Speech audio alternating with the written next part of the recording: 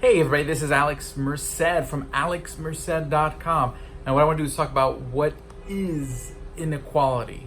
At the end of the day, when people talk about inequality, it just means the difference between two different things in its absolute definition. But oftentimes in the main sort of political economic discourse, it can refer to one of two things. Either inequality of income, meaning the annual revenue that a person generates or a household generates, or the inequality of wealth, which just means not the annual income, but the total wealth. So the value of everything you own minus everything you owe, your net worth, and the differences between sort of the highest and the lowest net worth. Now, when you take a look at income, it gets more complicated because are you looking at inequality between income between households? Are you taking a look at inequality between incomes before or after taxes? And the reason why that matters is that taking a look at inequality from at different angles will tell you different stories and point to different causes and different policy prescriptions. Also at the same time is inequality between who? Are you taking inequality at the size of a nation? And if you're taking a look at the United States, are you looking at the nationwide, statewide?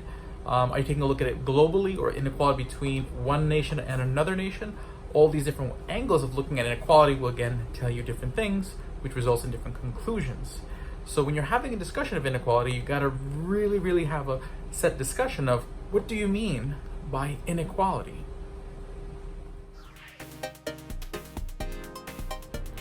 Now, there's a lot of things that, or a lot of reasons why inequality may matter. A couple of the more clear reasons are politically the idea that if there becomes a much wealthier, economically more powerful portion of society that's sort of growing in power, but small, versus the rest of society, that economic power results and turns into political power. There's also the idea that if society becomes too stratified, that it also begins sorts of, you start seeing disunity, you start seeing a breaking apart of society and communities. So those are two sort of the more salient reasons. Other people, well, what it does, it begs the question of, is inequality the result of the problem, or like is inequality the problem itself, or is it a signal or a symptom of a larger problem economically? So is the goal to cure inequality or to cure the causes of inequality? And this is sort of a debate policy-wise, because you'll have some people who sit there and say, you know what, you can't fix the causes of inequality, so then you just need to redistribute income. And these are the kind of people who focus on taxing people more and then using different sort of social welfare programs to redistribute the income, versus people who want to address the causes of inequality. And then if you want to address the causes of inequality, then that begs the question of what are the causes? If you think the causes are sort of just people's natural behavior, then you're going to want more regulations, more control on people. If you think it's actually a matter of interference in their individual lives or a result of government policy, then you're going to want to sort of roll back those policies. So again, the inequality debate is a lot more complicated than many people make it out to be. It depends on what you think the role of inequality is. Again, is it a symptom? Is it a problem within itself? Can you fix the cause? And what are the causes? There are going to be many of the questions that we need to answer.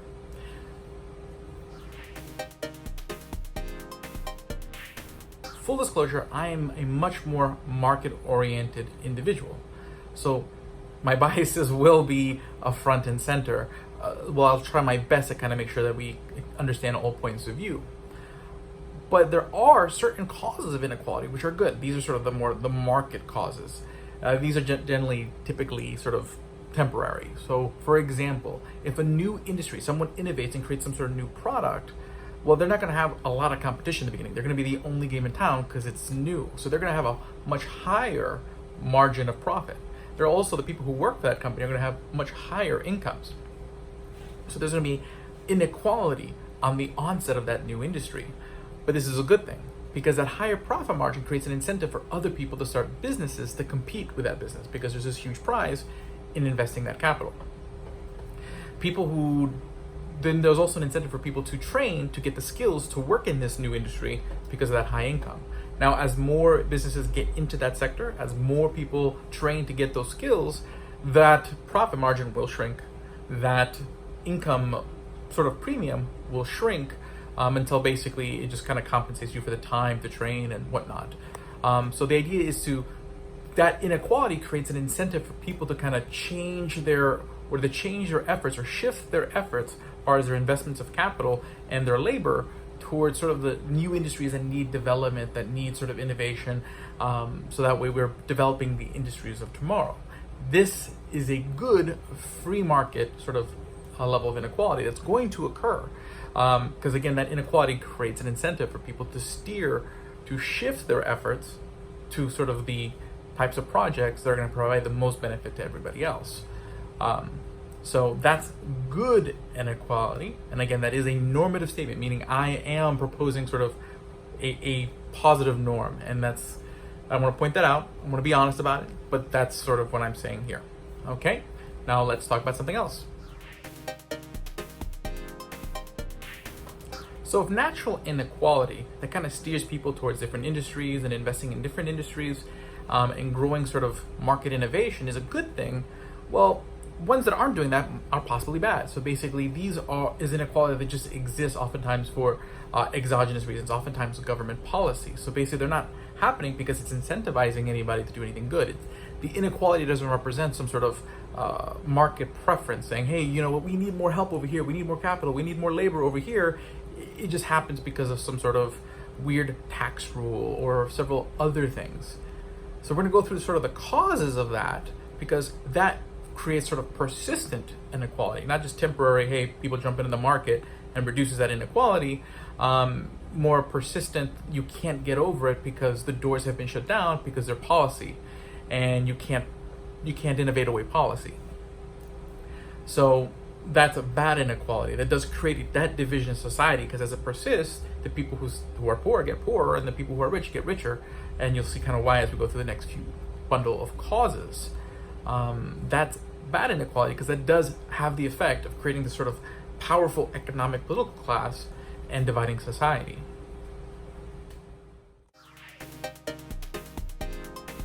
Now you'll see the theme with all these causes of bad inequality, that it all comes down to what's called rent-seeking. This is when businesses partner up with government to create policies that benefit them, which allows them to extract and retain profit margins that they would not naturally be able to keep in a free market where competition would be able to freely compete for those profits. So one way they do this is through regulation. So oftentimes one of the bigger players in an industry will advocate, and oftentimes there'll be a call for regulation on that industry at some point. So the biggest player in that industry takes advantage of this situation and tries to shape the discussion over that regulation in a way that makes it harder for their competition to grow. It imposes sort of unequal costs and barriers to entry that allows sort of the incumbent firm to retain its market share and prevents other up and coming firms from being able to kind of climb up and build that market share. So this also means people who are at the bottom, who have the least resources to deal with these regulations, to jump into these industries, are not able to start new businesses, and that kind of locks away the door of entrepreneurship as a way for people to move up in the world. So this is a result of rent-seeking, again, that partnership between business and government. Because oftentimes to have big government, you need big business, and to have big business, you need big government. They kind of are intrinsically intertwined in many ways.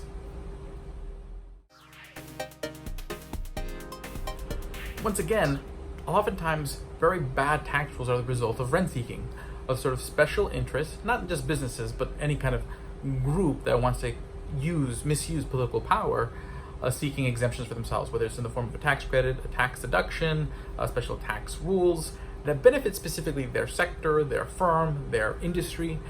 And they're often always make it in the argument that, oh, this is good for the economy. Okay, if we encourage people to invest in our industry, that's going to create more opportunities and more jobs.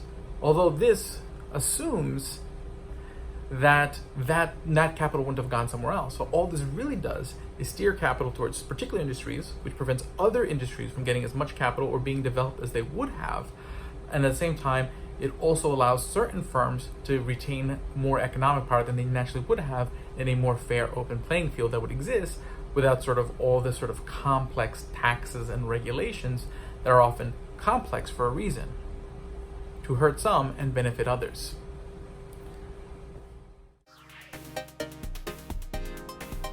Now, as more and more regulations get put on any particular industry or occupation, there is a call to license people, meaning, hey, we need to make sure that they know all the rules and regulations of our industry before they can even be allowed to start on the job. and a license get put into place. The license oftentimes requires you to spend a lot of time and a lot of money just to get to the point where you get licensed so you can begin earning an income. Now, if you are a lower income person, you're not necessarily going to be able to afford to take the time off without an income to study for exams and do things like that, much less the money it would cost for you to actually buy the materials, take the courses to prepare for these exams, making it harder for you to change industries and pursue higher income opportunities. On top of it, in the United States, licensing regimes are oftentimes on a state basis. So even if you are able to get through the licensing regime in your state, if you decide you want to move to a state where there's more work and more opportunity, you generally have to start all over because every state kind of makes it where their licenses are unique to the next state. So these licensing requirements create a cost to opportunity, and it's going to be the people who are worse off who won't be able to pay that cost. People who are a little bit better off can pay for that opportunity, so those opportunities become more available to people with more and less to people with less, growing inequality.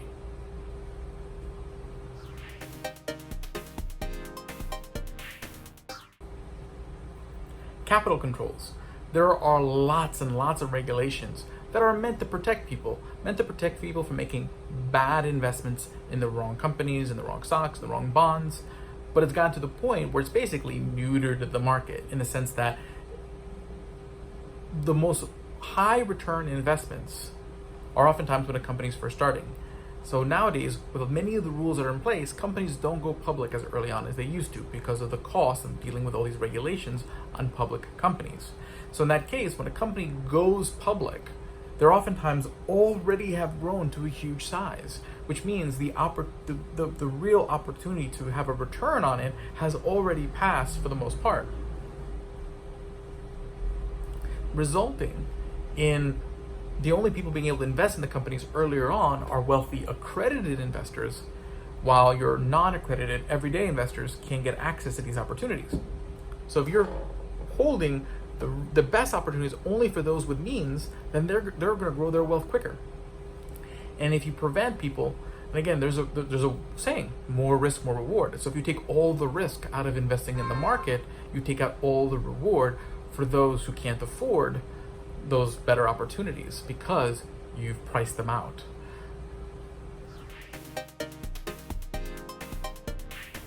Monetary policy. Now, overly easy or accommodative monetary policy does have an effect, one of misallocating capital. So basically, you start, because rates may become lower, this results in investments occurring in different sectors than they would have otherwise at different magnitudes. So you might actually end up having investments pile up in a different way than they would have, which oftentimes can result in a bust.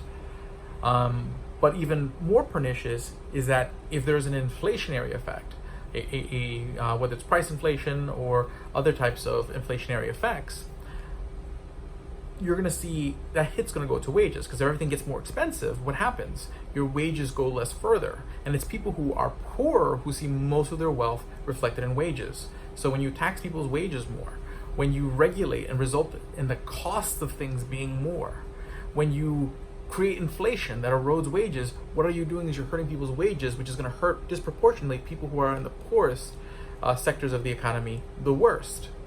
While inflation causes the prices of houses, stocks, and other things to go up. So you end up transferring wealth to those who are mostly their wealth is mainly in assets.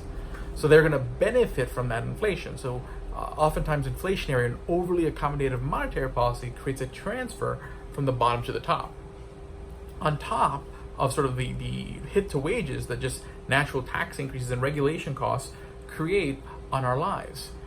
On top of it, as reducing the opportunities we have in our life because taxes and regulation make it more expensive to pursue opportunity, more expensive to start a business, more expensive to go switch to a new industry because of licensing, harder to invest in new startup companies because we're not wealthy enough to invest in them. You lock away all these opportunities to people who could most benefit from them, and you make them only available to those at the top. Then of course the people at the top are going to see their wealth grow more, and the people at the bottom are going to find it really hard to grow their wealth at all. On top of seeing their wages erode and basically their purchasing power constantly shrinking because the cost of stuff is going up. So these are the things that sort of really make inequality pernicious and bad. But again, it's not, inequality is the result of all these problems, of all these locking away of opportunities from people and making the market less free for people to pursue the opportunities that can best help them move up. Basically, you take all the risk out, you take all the reward out, and that's going to disproportionately affect those who have nothing left to lose, because now they have nothing that they can gain. So my name is Alex Merced from alexmerced.com. I hope you really enjoyed this video. Please check out more of my videos over there at alexmerced.com. Subscribe to my podcast. Buy my book, The Libertarian Heart, at thelibertarianheart.com. Please do share this video, leave comments, and subscribe to the YouTube channel, the podcast, like the Facebook page, follow me on Twitter, follow me on Instagram. Thank you guys so much.